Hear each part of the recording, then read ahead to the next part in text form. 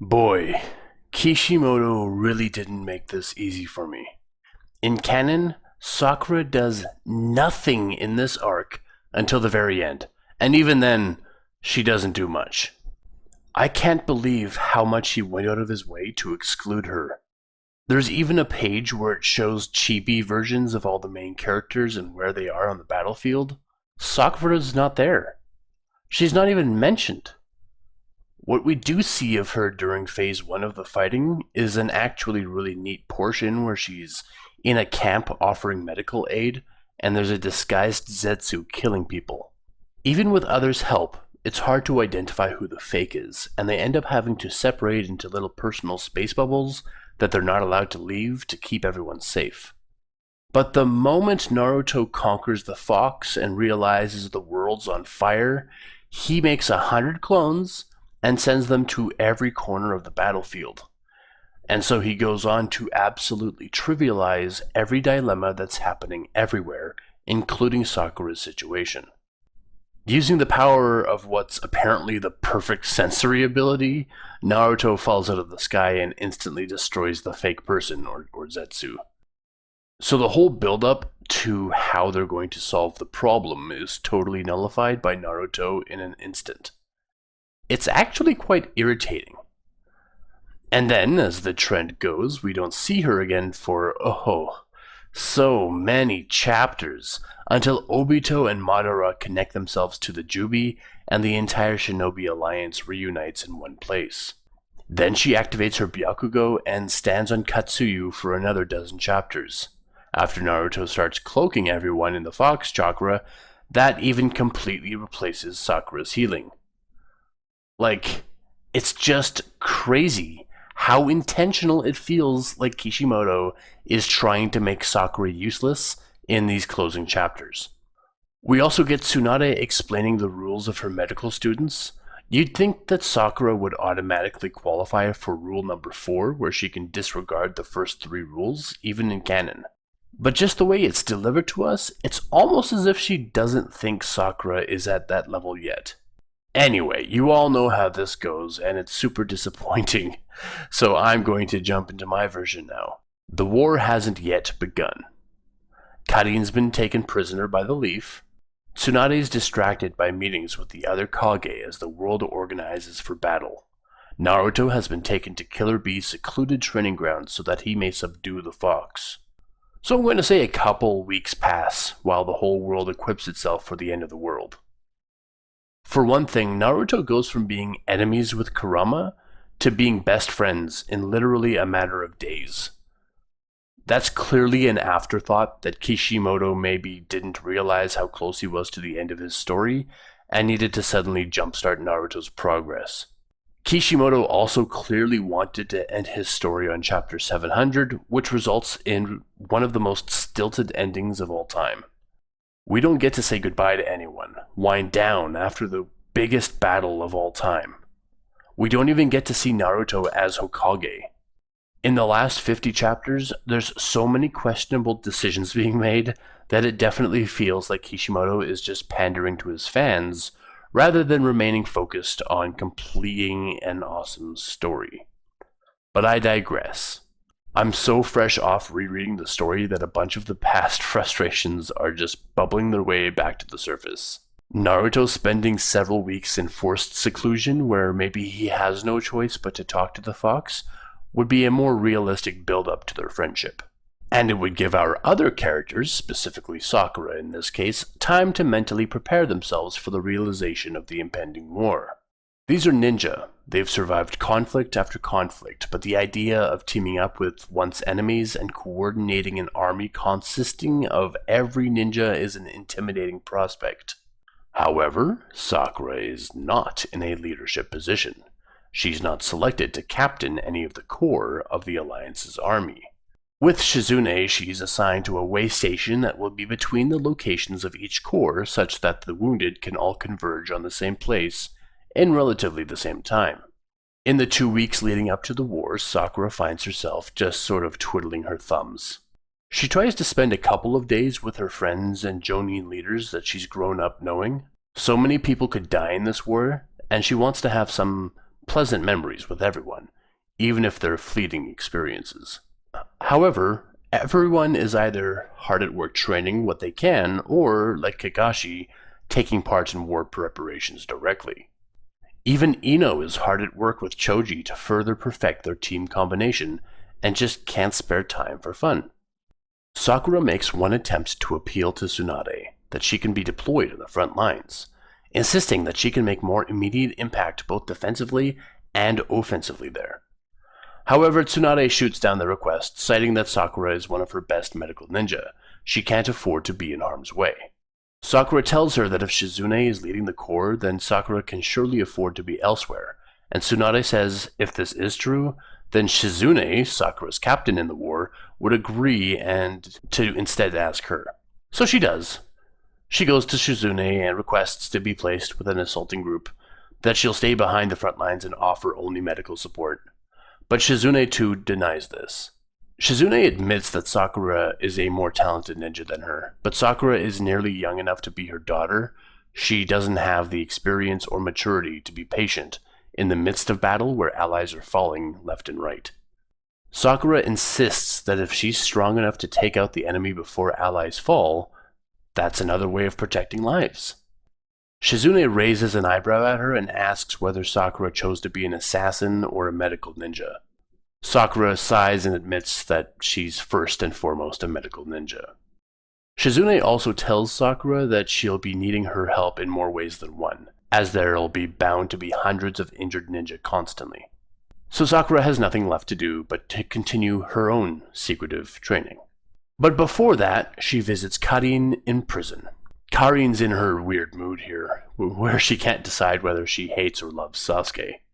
When Sakura enters to ask questions about Sasuke, Karin goes through many a betrayal in her head as she decides whether or not to reveal anything. Sakura says that she doesn't want to kill Sasuke, that she just wants to know where he is going, and what motives he has for the war to come. Karin tells her that she has no idea. Sasuke at the best of times is unreadable and tends to only reveal his intentions at the last possible second. Makes it quite annoying, to be honest. Karin reveals that Sasuke is probably with Tobi somewhere out there, receiving his brother's eyes to unlock the Eternal Mangekyo. Though she can't know for sure, it's the logical next step following his overexertion at the Kage summit. Suddenly clamping both hands on her mouth, Karin starts kicking herself for revealing so much so easily. Sakura asks her if there's any way for them to predict where Sasuke will be moving next, and though Karin is still holding her mouth shut, she shrugs mutely at Sakura. Losing her temper for a moment, Sakura slams her hands on the jail bars, crumpling them under her grip. She tells Karin that she loves Sasuke, that she doesn't have an ulterior motive for finding him.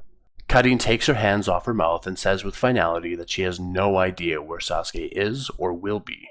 She's blunt, and Sakura cannot tell whether she is lying.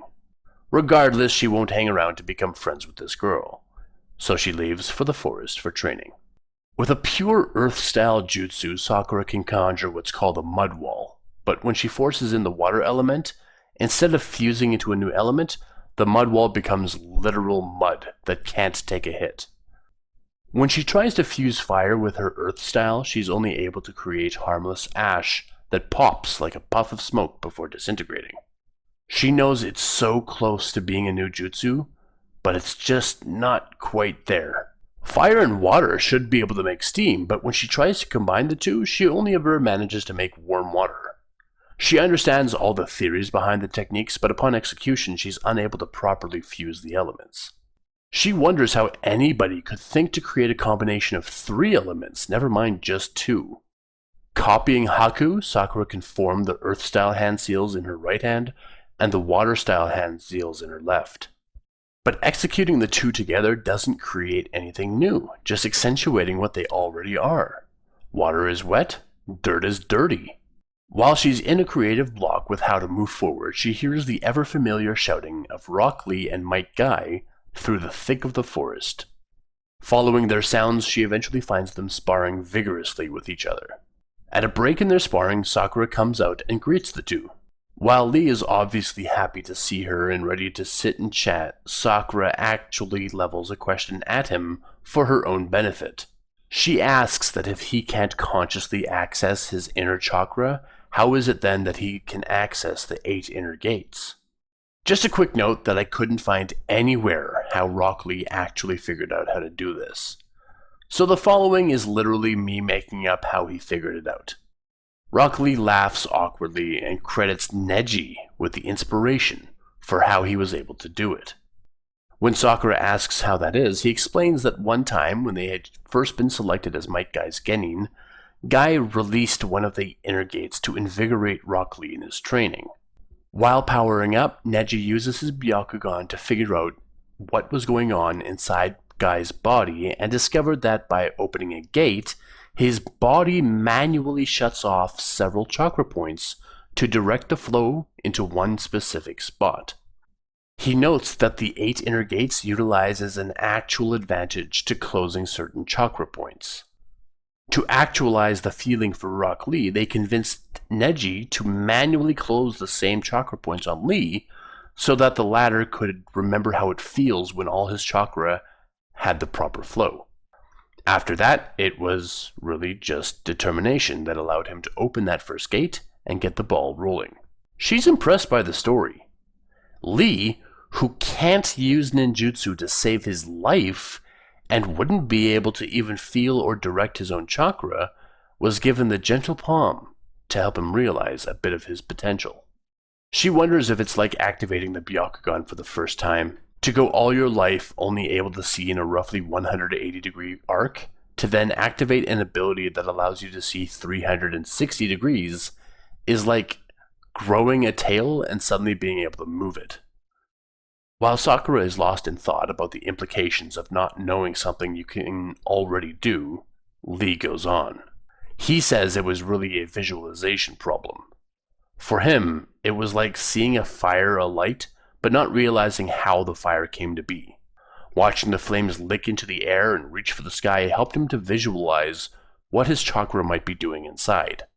Rock Lee thought that if fire had its own will, then surely it would stay small and intense so that it could burn ever brighter. Sakura snaps back to reality and a light bulb flashes with radiance in her head. "Yes, Lee, you're right! It could burn more intense," she exclaims, conjuring a fire in her hand on the spot. Staring at the center of her palm, she focuses the fire into a small, dense point.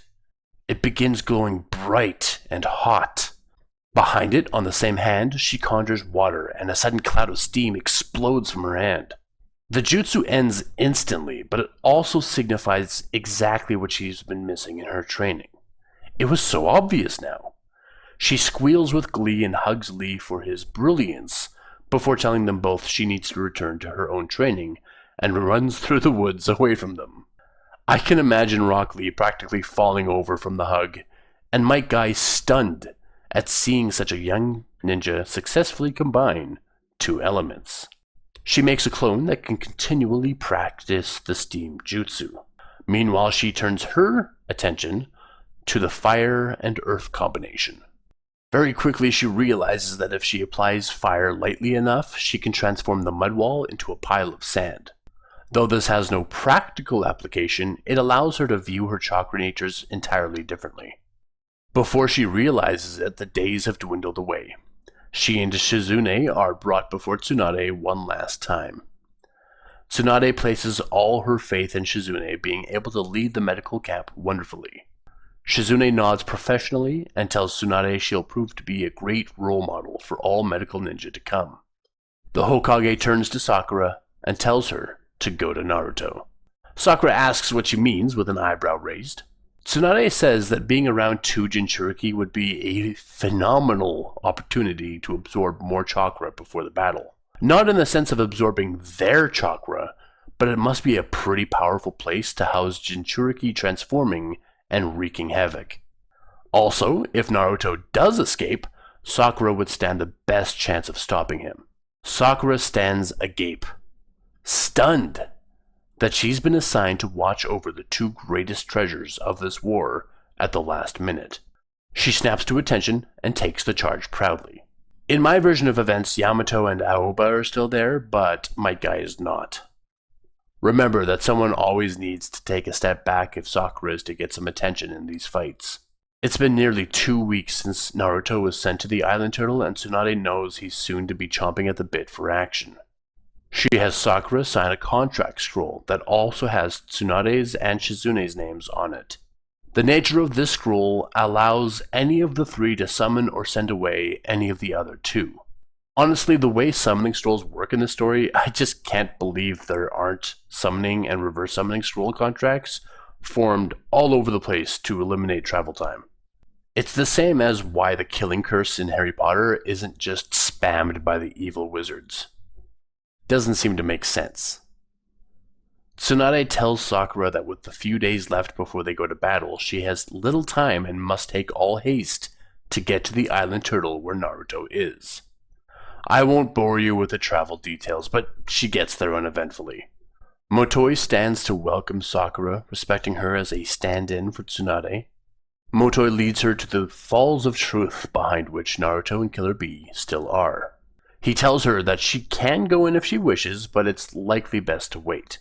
He thinks if Naruto sees her, it'll amp him up to come outside sooner. The less stimulus Naruto has, the less likely he is to try and act. Sakura agrees and looks around at the wilds. She asks Motoi what they can do while they wait.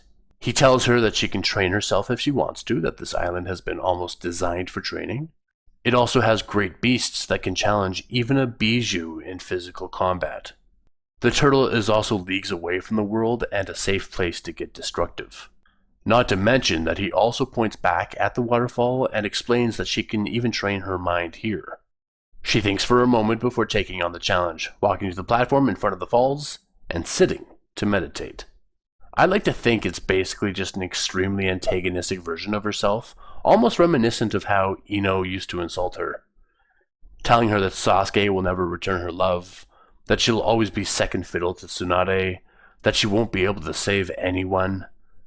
She doesn't have the violent response that Naruto inherently has. She tells her other self that she knows Sasuke might never return her feelings, and that Shizune has been by Tsunade for so many more years than she has, and that she's been trained to accept that she can't save everyone. Her dark half goes on to berate her about all her training that she's been doing and how it'll amount to nothing, that no one will care to remember her if she falls in battle. Every time her darker half tries to tear down a facade, Sakura admits it and realizes that maybe she's been too passive. She abruptly stands to look at her dark side on the same level and sticks a finger into her forehead, proclaiming that she will win Sasuke's love, that she doesn't need Tsunade's absolute approval, that she can't save everyone, but she damn well will try. She tells her shadow that all Dark Sakura needs to do is take a seat and watch as she proves how she stands worlds apart from what Dark Sakura thinks. Dark Sakura turns into a young Sakura, aged appropriately for the academy in Konoha, curled into a ball, hands over her forehead, with no confidence in anything she does. Sakura realizes that she's grown so much in 2 years that she hardly even recognizes the child cowering on the ground. Motoi expresses interest in what she saw as she looks away from the child at Motoi behind her. She tells him that it was just a ghost of her former self that she'd all but forgotten. Though Sakura doesn't look back at where the child was, her attention is pulled back to the falls as Kasame blasts through them. Recognizing him from the bingo book, Sakura leaps to intercept and pounds him into the ground to stop his movement. Stunned by her strength and with Samehara still in hand, he quickly fuses with it. She reaches down and grips his neck as he reaches up and grabs hers. Instantly, Sakura feels her chakra being pulled from her and decides to do the same to him. Kasame is further shocked that she's able to pull chakra at a rate alarmingly faster than him. He tries to wiggle free of her grasp, horrified that he'll be put out of his misery by a little girl, and in the struggle, gets into a deeper portion of the water and manages to swim free. But Sakura has taken all of his chakra. Coupled with Aoba, Yamato, Killer Bee, and Naruto's help, they catch and restrain him only for the same outcome as in canon, his suicide by sharks. Now that Naruto has come free from the waterfall, he senses the chaos of the world and tries to dash away from the island turtle. Sakura stands in his way and he immediately pleads for her to let him pass. Sakura asks him what he plans on doing if he leaves the island, and he asks, "Isn't it obvious? I need to help everyone." She tells him that everyone has united under one banner to protect him and Killer Bee. He tells her in return that with his newfound strength, he doesn't need the protection of anyone. At this stage, he has befriended Kurama and has unlocked the full Juubi mode. She tells him that she doesn't want to protect him herself, but fight alongside him. Sakura waits for him to come along with her toward the conflict. She knows that Tsunade will be furious at this decision, but ultimately Sakura also thinks that more offensive might could be the simple answer. Not to mention, she knows deep down just as well as Tsunade knows, Naruto isn't going to be restrained by anyone. With his newfound power, there are extremely few who could actually stop him in his tracks. As she and Naruto take off to join the Shinobi Alliance, Sakura suddenly vanishes. The contract she signs allows for summoning in both directions and by either Tsunade or Shizune. Of course, neither of them know yet the decision to free Naruto, but with the upcoming chaos, it'll be rendered moot whether they know or not anyway. She appears beside Shizune, who's pulling a kunai out of her own gut and staring up at Neji. Shizune whispers, "Not real," before slumping to her knees. Without weaving any hand signs, Sakura taps her hand on Shizune's injury for a moment, and as she lifts her hand away, Shizune sees the wound healing itself. In the same moment, Sakura stands and throws a great uppercut at the Zetsu Neji, blasting him into the sky. In writing that, I also thought of the moment when Naruto uppercutted the real Neji during the Chunin exams. Though Shizune tries to ask how Sakura is healing her without imparting any continued chakra, Sakura is too distracted by the Zetsu flying away and gives chase. She leaps into the air after Zetsu and, away from the injured below, swiftly forms the Tiger Seal and an ensuing Fireball Jutsu. This isn't of the caliber that an Uchiha could perform, but it's enough to sear Zetsu. He falls uselessly to the ground below as other ninja jump on top of him and finish him off. Landing on a rooftop to oversee the camp, Sakura wonders how many have been injured since the war began. Knowing that she cannot stay here to help everyone individually, Sakura takes a deep breath and removes her forehead protector, using it instead, as she does in canon, as a hairband. For the first time, Sakura releases her Byakugo seal, and as the characteristic markings stretch across her face and down her neck, she feels the flood of chakra that she's been storing for these last 3 years. She almost feels numb at the sheer concentration of chakra that's flooding her every blood vessel.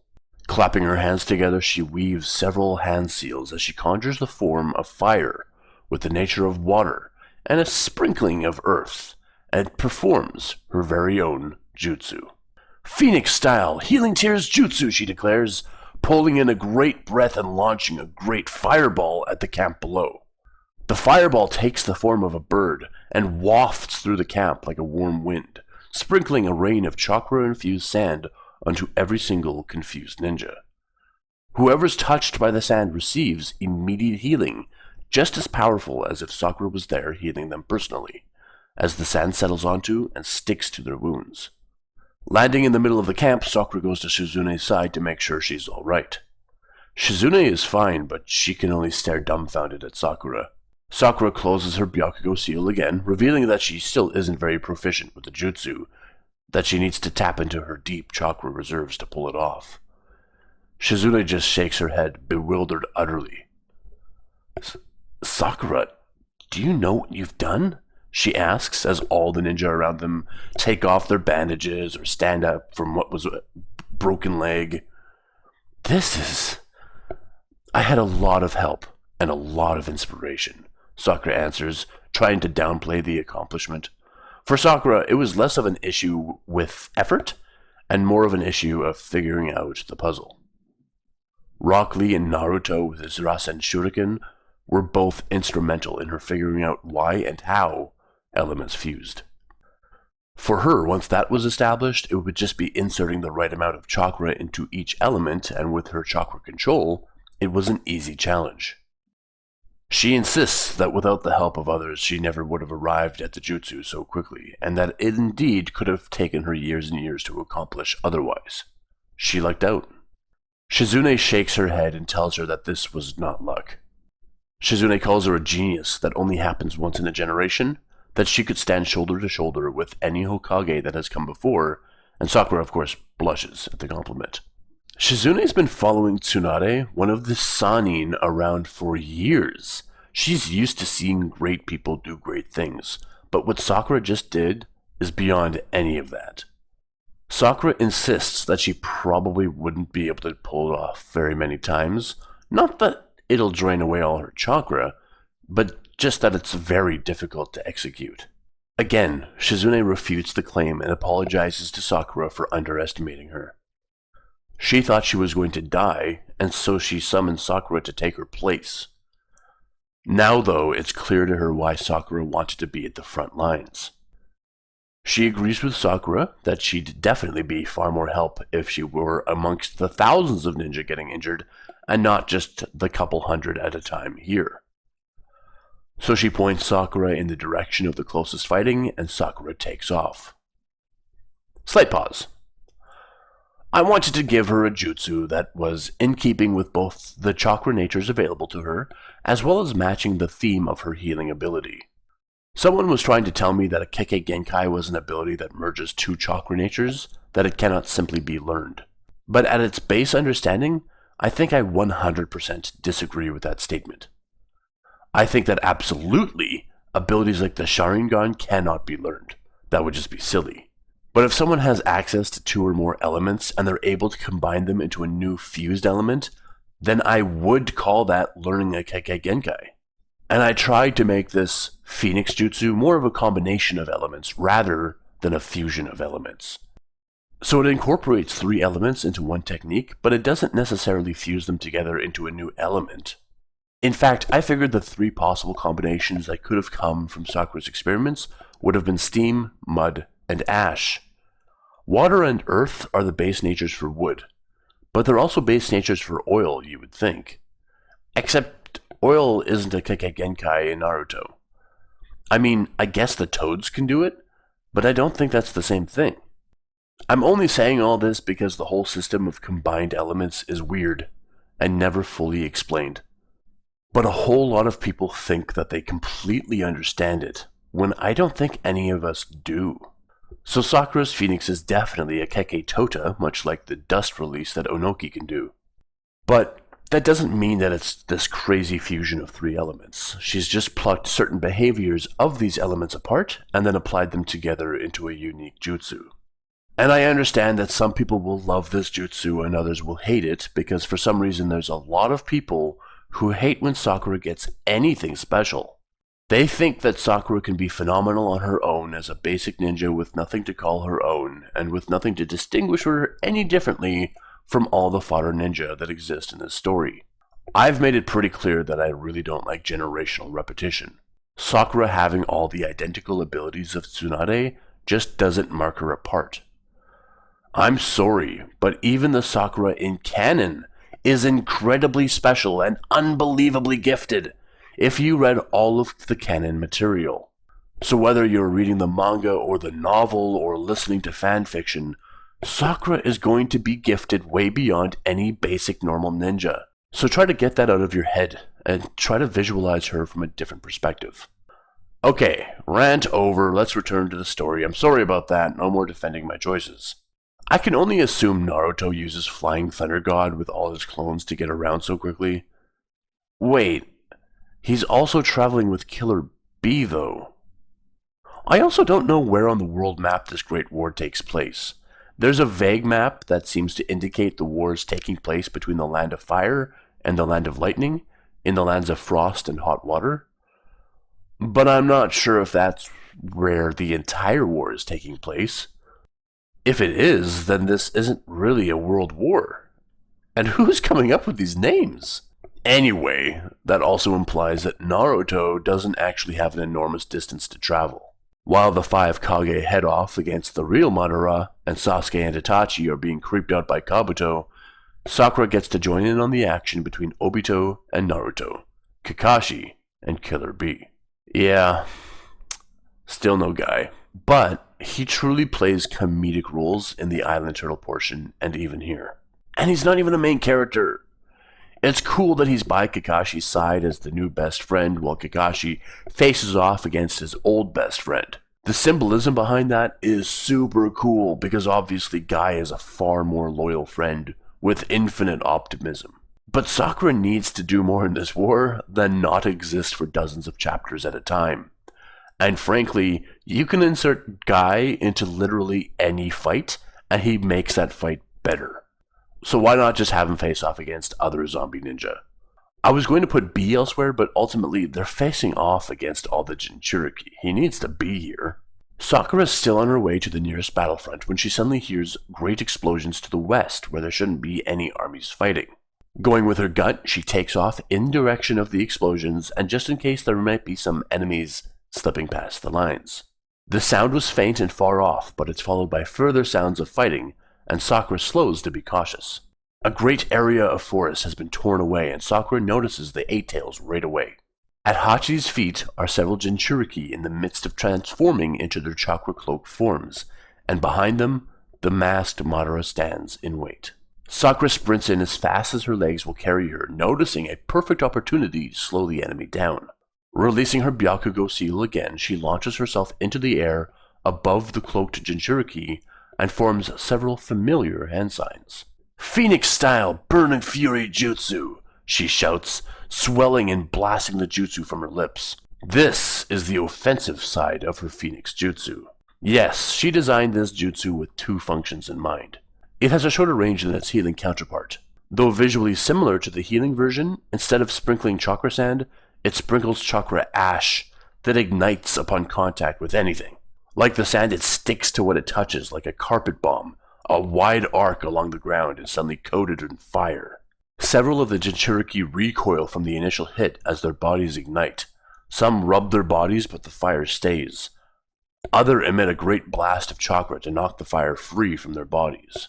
This fire isn't as destructive or permanent as Amaterasu, but Sakura has pulled major inspiration from its properties. And it provides enough distraction for Kakashi to make his own surprise appearance and attack Obito. Sakura lands amid the Jinchuriki and her own fire, but it's her jutsu. She knows how to relinquish any that touches her. Some Jinchuriki jump at her, but with the exponential increase in power from her Byakugo seal release, Sakura literally sends a couple on a flight. The intense chakra cloaks burn her fists, and she accidentally starts to absorb chakra from the nearest ones. Her intent is clear, to relinquish their cloaks, but it's a lapse of judgment, forgetting for just a moment what had happened to her before. The tailed beast's chakra mixes in vast quantities with her own, and with the Byakugo seal released, this primal chakra threatens to corrupt everything that she has. But at the same time, the vast amounts of chakra she's absorbing is like a drug, and she finds it difficult to relinquish her Kekkei Genkai. Naruto's fox hand reaches out and grabs her, but instead of pulling her to him, he just throws her away from the Jinchuriki, afraid that she'll only continue to absorb Naruto's chakra. Crashing on the ground, Sakura suddenly has a battle within herself as the various forms of Biju chakra conflict and mix themselves with hers. For her Byakugo seal, Sakura basically had a second chakra well that allows her to feed some of her own chakra back to herself, such that she isn't constantly being drained of chakra to feed the seal. Now she tries to take that practice, that principle, and create an additional separate well to store the tailed beast's chakra, to keep it separate from her own and her Byakugo stores. It's fun to talk about in theory, but it proves to be incredibly difficult to Sakura to accomplish on the spot. She's done it before, but it took a while to internalize the first time, and she doesn't have time to waste now. Sakura closes her eyes and visualizes the Byakugo seal, her own fount of chakra, and the mixed-tailed beast's chakra, all in separate rivers fed by the same dam. Her own stores are well fed, and the Byakugo seal is brimming with chakra. She needs to just identify the tailed beast chakra and then separate it manually from the normal chakra she has. Naruto sends a clone to her side to protect her while she focuses her attention away from the battle. While Naruto and B battle the controlled Jinchuriki, Kakashi tries to get past, hoping that he, as an ant, would be able to sneak past so that he can keep pressure on masked Madara. At first, it proves to be a great challenge. Obito, I don't know why I keep trying to keep his identity a secret. Obito sees Kakashi attempting approach and just uses the beasts to block or attack him. Sakura finally re-enters the battle alongside Kakashi, promising to keep her Kekkei Genkai in check. Beside her is an army of Sakuras, the likes of which even impresses Naruto, but also not so many that it would outshine Naruto either. She tells Kakashi that she'll run distractions for him to transform into her so that he can mix in with the pack. As the army rushes forward, the beast's attention is pulled to her, and the many clones dodge the strikes as much as possible, while some also try to expedite the disadvantages of its copies and get past the beasts. Perhaps because she's so strong on her own, when her clones get hit directly by flailing tails, they don't pop. They just continue pressing. Just as the army of Sakuras fully surround and cover the tailed beasts, they all vanish.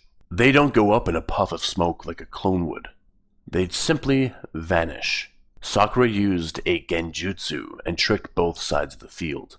Kakashi was successful in the push, transforming back into himself and engaging with Obito. As the tailed beasts were also distracted, as Obito's proxies, Naruto and B were able to mount a successful offensive. Now that all the enemies are truly distracted, it's easy for Sakura to get past them and help Kakashi's duel. Kakashi's already exhausted. Dealing with Naruto when he's lost control in the past was hard enough. Now he's just faced against 7. Sakura arrives, flipping over the 2 and forcing Obito to become intangible. She keeps her hands inside his body until he leaps backward to create distance. Sakura turns back to Kakashi in the moment of reprieve and presses a hand to his chest, flooding him with chakra more than his normal maximum is. This gifted chakra isn't even a drop in her proverbial bucket, but she has to be careful that she doesn't give too much, as she knows personally how that can have negative consequences, remembering when she first discovered her Kekkei Genkai throughout the Chunin exams. Not a word is shared between them as Sakura turns back and they both face Obito. Obito has the Rinnegan now. Perhaps he's able to see what she just did to Kakashi. I'm not really sure the Rinnegan's visual prowess. Can it do what the Byakugan can? Sakura's able to see Madara's ghost selves, so I assume it's at least similar. But Kaguya has the Rinnegan and the Byakugan. If the Rinnegan can do what the Byakugan can, then what's the point of her having the Byakugan? Okay, I'm spiraling into the logical fallacies again. Let's just say Obito knows that Kakashi's been replenished, but dismisses it because he thinks it's child's play to drain Kakashi's measly reserves. The two attack Obito together. Sakura's raw power combined with Kakashi's technical taijutsu mastery and comprehensive library of ninjutsu keep Obito on his toes. Sakura doesn't want to waste her time with genjutsu now, so close to 2 users of the Sharingan. Weaving for a fireball, Kakashi blasts the stream in a wide arc, forcing Obito to turn intangible. Sakura runs into the stream utilizing Sozo Saisei, the creation rebirth jutsu invented by Tsunade that allows the user to heal from any wound. As the fire ends, Sakura swipes several kunai through Obito's still intangible body. Kakashi uses Kamui on a theory and strikes Obito in the shoulder with a shuriken. Shocked by the successful blow, Obito turns tangible and turns back to Kakashi in fury. In his moment of distraction, Sakura lands a kick on the side of his head that shatters his mask into a million pieces and sends him flying. After Kakashi identifies him, Madara arrives, teasing about the savage defeat of the Kage. This news freezes Sakura, but she doesn't want to abandon them for her mentor. "Sakura, go help Granny Tsunade!" Naruto shouts, promising that he can sense more help coming. She nods silently and sprints from the battlefield. Madara laughs that there's nothing she can do for them now. Getting back to the medical camp, Sakura tells Shizune to send her to Tsunade's side. Shizune doesn't even ask questions and sends Sakura away. Her Byakugo seal is just released constantly now, so Shizune can surmise the importance. Appearing beside Tsunade and the rest of the Kage honestly terrifies Sakura. All 5 are in a life-threatening situation. Tsunade is barely conscious and tries to summon Katsuyu. Sakura grabs her hand and commands Tsunade to stop, performing the summoning jutsu herself. She tells Katsuyu to split up and use as much chakra as needed to keep the 5 Kage alive. Sakura complains that Tsunade keeps pushing herself to the absolute limits, lifting the massive root that's crushed Tsunade and blasting it into pieces, allowing Katsuyu to bring together Tsunade's 2 halves. Focusing on each Kage one at a time, Sakura uses every bit of medical ninjutsu she's been taught to bring them back to health. As Katsuyu stymies any further bleeding, Sakura removes obstructions and seals wounds. She basically has to perform serious surgery on all 5 in as quick a time as possible. While she's working, Tsunade recovers enough to beckon her over. She tells the Hokage that the others need help fast, that she can't just chat, but Tsunade insists that she come over. Tsunade tells her that Sakura is needed elsewhere. She doesn't need to spend time on 5 people, but instead on 500. Though Sakura protests and returns to healing the other 4 Kage, Tsunade performs the necessary seals to send her back to Shizune, who has now joined the forces with Naruto. She tells Shizune to send her back, who refuses because Tsunade must have sent her here for a reason. Sakura gets those angry circular eyes, you know the ones I'm talking about, and in turn sends Shizune to Tsunade. If this isn't how summoning scrolls work, frankly, I don't care.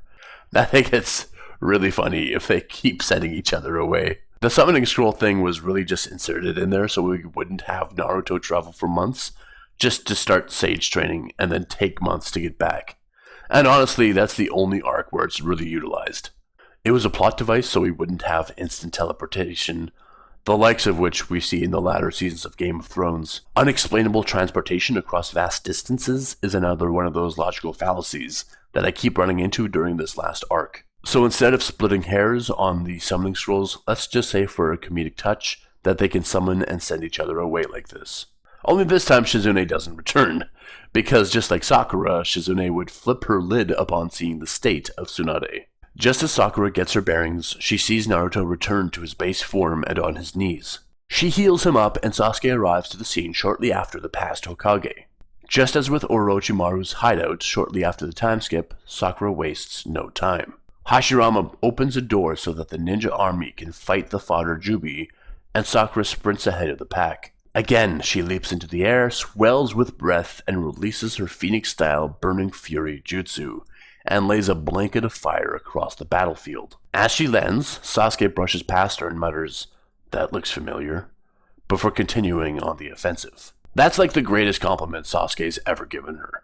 I know Sakura summoned Katsuyu to help Tsunade, but because of her splitting ability, I assume she can be summoned in several places at once.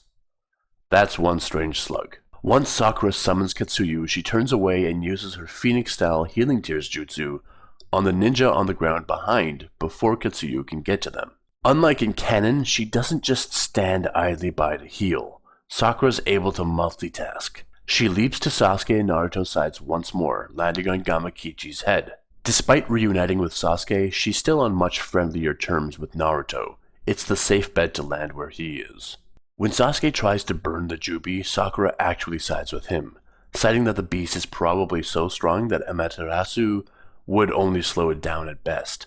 Later, after Obito's made himself the Juubi's Jinchuriki, he manages to get his hands on Sasuke and Naruto both. Again, this is Team 7 working together, not Sasuke, Naruto, and some other ninja. No offense, Minato. The one who rescues them from his grip is Sakura. She has no idea that he can't turn tangible in his current state, and he assumes he can take a hit from her. He cannot. Yet again, she sends him flying, freeing her teammates in the process. It's not even that she does a lot of damage, but more so that he just can't stop the raw force of the kick. It's around this point that we get some spotlight fun with the Kage. After this, Sasuke finally gets to work, and he and Naruto launch themselves at Obito. Well, I guess before the charge, Sakura hitches a ride with Naruto. At this point, she doesn't have some gigantic form she can assume, so she's just going to have to bum rides. Sakura bides her time here, letting Naruto and Sasuke launch their combined assaults. After Obito tosses them and Naruto combines Kyuubi mode with Sasuke's Susanoo, Sakura's right there healing the both of them. When Madara somehow resurrects himself, Sakura joins Sasuke in the assault on him. I can't help myself. Kishimoto made this guy such a god that he could resurrect himself from a jutsu he was a slave to? Then why didn't he do that to himself from the moment he died, rather than wait like 10 years? There are just too many holes at the edge here. I'm still having trouble understanding Kishimoto's motivations. Also, why don't the tailed beasts just flee for the hills the instant they're freed?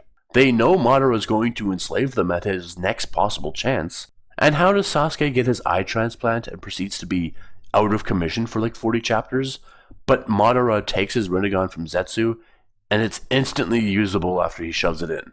Also, how does Madara overpower all the Jinchuriki simultaneously? The idea of a scale of power is completely out the window. Okay, I have to move on. After Kurama is pulled from Naruto and Madara stabs Sasuke, Sakura loses her shit. She throws a punch at Madara, who blocks the blow with a single hand. There's a squeamish crunching, and he looks at his arm, remarking that she broke something before knocking her clear from Sasuke. Gaara arrives beside Sakura with Naruto in tow, telling her what just happened to him. Conflicted between Sasuke and Naruto, she screams for someone to bring Sasuke to her so she can help them both. Minato saves the day, flashing in and out, bringing Sasuke straight to her. Minato can't feed his half of the fox to Naruto for the same reasons as what happens in canon. But nobody knows that Sakura absorbed a portion of all the tailed beast's chakra. She splits her Kekkei Genkai transfusion between the two, as well as splitting her healing. They're both dying from different problems. She has to heal Sasuke's heart, and she has to keep Naruto's from stopping. Accessing the well of tailed beast chakra that she's forcefully created earlier, she pours all of it into Naruto, hoping that it would feed life into him. His heart gains a weak beat, allowing Sakura to turn to Sasuke fully. She has to get creative to prevent any further internal bleeding in Sasuke. Feeding her healing chakra deep into his chest, she feels it engulf his heart and finds where the lacerations are. Exerting the sharpest point of fire nature, Sakura cauterizes both openings closed and then works outward from there. She cleans up the more minor injuries such as torn blood vessels and seals the skin shut. He wheezes unconsciously and she heaves a sigh of relief, moving back to Naruto to check his pulse. That's right. Unlike in canon where they have a perfectly capable medical ninja on their team who's unable to save them, my Sakura is literally saving them both from dying. We could even have a moment in their consciousnesses where Hagoromo remarks that there's someone with the utmost determination keeping them both alive. And yes, with Naruto, she does that same cool incision to reach into his chest cavity and keep his heart beating. Then the three of them are transported to Obito's other dimension and miss out on a lot of action. Sakura's barely been injured, and though she's done a lot of flashy things with her chakra, she still has a lot of reserves left. I'd argue that she'd be around 40% here. Any more gone and she fades into irrelevance, any less and she's way too strong. So this is what we're working with. 2 super-powered chosen ones, and 1 still very strong kunoichi. It was always going to end up this way, but I hope in my version of events she'd get way more face time. Imagine all the cover art that would have to change if Sakura was actually present during all this too. Though Sakura can't necessarily count herself as a sensor ninja, when someone's close enough to her that she can use her Kekkei Genkai, she can sense that energy, so it's extremely short range. So when she continues to fight alongside her teammates and tries to keep up with their newfound powers, she's able to sense Madara's ghost selves through the encounter. And no, I don't have Sakura dilly-dally in the pocket dimension and fail to destroy the eye. What a dumb thing for a medical ninja to hesitate on. Probably the most insulting action Kishimoto could make Sakura do. Hesitate to destroy an eye? She could have just healed Obito right up afterward. What a blunder. Anyway, throughout this fight, Sasuke will continually get in Sakura's way. Of course, he's too stubborn to admit it, but he's actually trying to protect her. And she knows what she's capable of, so this is just making her more and more annoyed that he keeps interrupting her. "Get out of the way, idiot!" she shouts, reaching past Sasuke and grabbing an invisible Madara out of the air. This surprises Sasuke because despite constantly seeing Sakura's strength throughout this rewrite, Sasuke retains his arrogance and just assumes she and everyone else can never keep up. It's also, I think, both character growth and a display of matured fondness that Sakura would be able to insult Sasuke. You know when you have a crush on someone and you just can't help but be nice to them at first? It's only after you get to know them better and get a taste of their sense of humor and what they can handle that you're able to drop the extreme niceness and just be natural with them. Well, Sakura's a late bloomer. She's finally done with adoring Sasuke, and maybe if she yells at him a little, he'll get a grip. Eventually, the infinite Tsukiyomi falls into place, and Madara is betrayed by Black Zetsu. And here comes the weirdest twist. Kaguya emerges and catches hold of Naruto and Sasuke with her hair. Wouldn't their palms be touching her? Or do people not consider their hair to be part of their bodies? Kaguya teleports them into the lava river, but instead of Kakashi saving Sakura, she reaches out with chakra from her feet and pulls herself to the wall nearest her. I think little chakra feats like this would make sense for her level of control, even though we don't really see any other characters do something like this. I picture this sort of thing as if magnets are falling next to a rod of iron. Once their magnetic waves catch, they snap to the rod. There are a few words shared here where Sasuke points out that all is lost if he or Naruto gets killed or caught by something like the infinite Tsukiyomi. It's meant to highlight that Naruto should stop focusing on protecting Kakashi and Sakura because they can't ultimately seal Kaguya away. But Sakura disagrees with him. She tells him that if Kaguya has more chakra than Madara and they weren't able to beat Madara, then they'll need all of the limited help they can get. He holds up his hand and asks if she has one of Hagoromo's seals on her palm.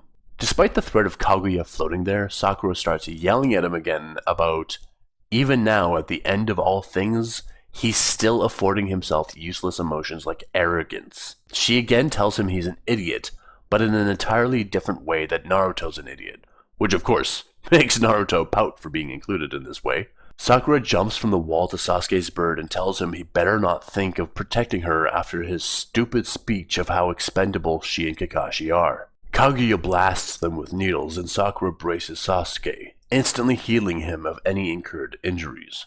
When his bird is unsummoned and they're all caught by Naruto, Sakura latches onto Sasuke so that when he conjures the Susanoo, this time she goes right along with him. After Kaguya tanks everything, she gets a hold of Naruto and Sasuke with Sakura hanging from Sasuke's feet, completely ignored by Kaguya. Even with Sakura's immense chakra, I don't think Kaguya would pay her any mind. Kaguya just wants to eliminate the threats to her existence right now. Anything else is an afterthought. When Kaguya turns everything to ice because Sakura's been clinging to Sasuke, she's the one to break Naruto and Sasuke free, specifically telling Sasuke to save his chakra for what really matters. Also, canonically, I think this is the first time Sasuke's seen Naruto use the sexy jutsu, and it was the reverse harem. I don't know why that's important, but they also shared their first kiss, so a part of me thinks that Kishimoto's poking fun. Anyway, because Sakura is clinging to Sasuke throughout all of this, when he gets pulled to the desert, she goes along with him. Obito spontaneously surviving not just the tailed beasts being torn from him, but also all future punishment, is reason enough for him to not have to rely on Sakura here. So in my version of events, he's just scanning dimensions all on his own, while Sakura spends the time healing and rejuvenating Sasuke. He tries to run off to look for an exit, but she tells him if this is truly a different dimension, then there's nowhere they can go. Thus, she makes him sit so that she can focus on healing him as quickly as possible. Sakura takes this opportunity to reprimand Sasuke further. Though he tries to shut her up, she carries right on, pointing out simple points like, what if Kaguya cut off his hand that has the seal? Then he'd be bleeding out and unable to win without her. She emphasizes how many different ways Kaguya could completely disable him and Naruto, either by the grace of her memory of her sons, or maybe because she doesn't really have the talent for combat, she hasn't thought to simply dismember him and Naruto. But with the power that Kaguya wields, it's not just possible but extremely doable for her to execute something like that. So Sakura shoves Sasuke while healing him and tells him that he needs her just as much as the world needs him. She tells him that even the strongest, most capable person in the world still depends on someone else. That's really what makes people human. If he wants to be at the top all by his lonesome, then he's not accomplishing anything more than what Kaguya and Madara have been doing. He would just be another twisted version of evil. Unfortunately for Sasuke, he can't exactly run away from her criticisms, so he just takes them silently. He doesn't apologize to her or acknowledge that she might possibly be right. When Obito finally opens the dimension door, Sasuke grabs hold of Sakura and sprints with her through the opening. In the heavy gravity dimension, Sakura lands with Sasuke, and when Kaguya shoots the two spears at Naruto and Sasuke, and they dodge, Sakura accidentally eats the hit. Naruto is of course worried, but even Sasuke turns to her, immediately tearing it out of her. She activates her creation rebirth to rapidly regenerate, feeling it instantly start to eat away at her body, and realizes even that isn't enough to stave off the damage. Sasuke curses that she was right behind him, but there's nothing more he can do for her as Naruto stumbles to her side and implements his own healing power on top of her own. Obito then gets hit and Sakura lies, telling Naruto that she's alright and he can help Obito instead. Sasuke looks at her wound and wonders if Naruto knows how severe the damage is. The team goes on the offensive, leaving Sakura to tend to herself. This is when Kakashi gets both Mangekyo from Obito. From beyond the grave. All the rules are being broken now. While Kakashi magically conjures a perfect Susanoo and joins the fight, Sakura is pouring all her chakra into keeping the wound from spreading. It's all she can do just to keep it contained, but healing it is basically out of the question.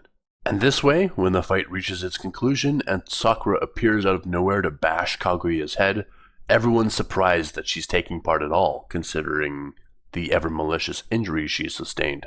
They're summoned back to Earth by Hagoromo, and while everyone breathes their reprieve, Sakura remains focused on a constant healing on herself. Normally, the Creation Rebirth Jutsu would work its magic without her manual input, but the injury is constantly eating away at her body, and she has to deploy almost all of her attention to keep it in check. Even when Sasuke is speaking his nonsense about killing the Kage and imprisoning the tailed beasts, Sakura is so distracted by her self-healing that she can't even protest his stupid decisions. It's all she can do to stay standing or walk around as it is. But she's also hiding the pain so that others won't be worried about her.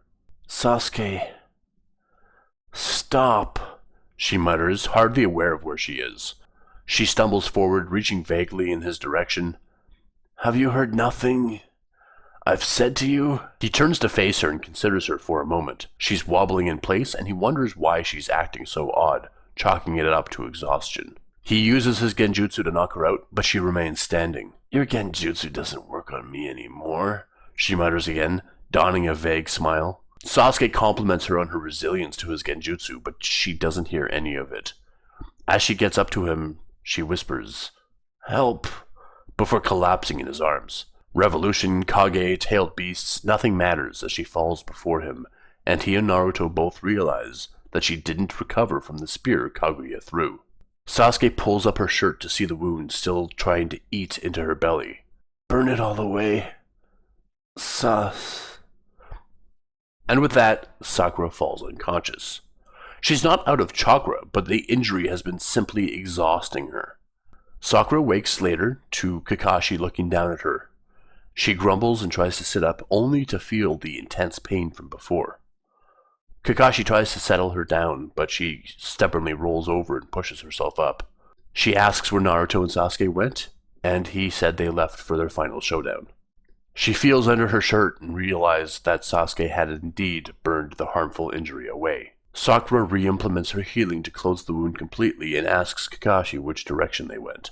When he tries to tell her that they shouldn't intervene, all she does is repeat the question, and that's all it takes for him to tell her. She finally arrives as their battle concludes. Landing between the two, she tells Naruto he's lucky he's injured because she has half a mind to kick him for leaving her behind. When she kneels to begin healing their arms, Sasuke wakes up and sees Sakura has arrived. Thank you, Sakura, he mutters bashfully, clearing his throat, continuing the heartfelt conversation as appears in canon. Thanks, Sasuke. You saved my life, Sakura says. Mark that the first of many, right? Yeah. I'm done. And I said I wouldn't mess with the ultimate conclusions to the arcs as I got through them, but if it were up to me, Sakura would have gone with Sasuke as he went on his travels. And that's the story. A complete Sakura-focused rewrite, finished in just 5 videos. Not bad, really, though this one in particular was a monster-length video. I did consider splitting it in 2, but ultimately I said this would be the last, and I didn't want to stretch it out even more so that I could move on to other projects. I'm happy with my rewrite, though I will say that Kishimoto, it's like this guy has a vendetta against Sakura. It made the final arc actually insanely difficult to write usefulness into her storyline. Easier at first, but as we got closer to Kaguya, There were so many major players present that it just got extremely difficult to include her. And then the Kaguya fight itself was no different. It was just speed bump after speed bump, and quite frankly, I'm just glad this arc is over. Like I've said in previous videos, I think the middle of Shippuden is by far populated by the best arcs of the series. And the Fourth Shinobi War is no different from how I remember it, which is full of holes, plotline fallacies, and moon logic. Moon logic is like when you're playing an old school adventure game and have to combine a piece of gum with a plank of wood in order to trick the guard into looking the other way. It's just a sequence of events to get you from A to B that aren't focused on making sense. Like many others, I've always thought that the Kaguya inclusion in the climax totally blew everything out of proportion. Madara was already seemingly undefeatable, so it was unnecessary to replace him with someone even stronger. All that does is demolish the power scale of the series, which is a very dangerous thing to do for a shonen manga. Anyway, I truly hope you all enjoyed this series. I definitely had a lot of fun writing it. Having the confines of remaining true to the original plot whilst spicing just one character set a lot of parameters in place that forced me to get creative. As per the poll that I put out last week, it looks like about 60% want Naruto and 40% want variety. That's a pretty even split, so I'm definitely going to push forward with Naruto and throw in variety from time to time. My most recent variety muse is Studio Ghibli, so look forward to some movie reviews as I've decided to watch them all in order of release. That means next week you get to look forward to a review of Nausicaa of the Valley of the Wind. I've only seen like 5 or 6 Ghibli movies, so a lot of them, including this one, I haven't seen. It'll be an almost totally blind experience, though I'll definitely give heads up if I've seen any of them before I review them. I don't need to delay the end of this video any longer, so without further ado, have a great day all. What's coming for Naruto is seriously going to be huge. The sky's the limit.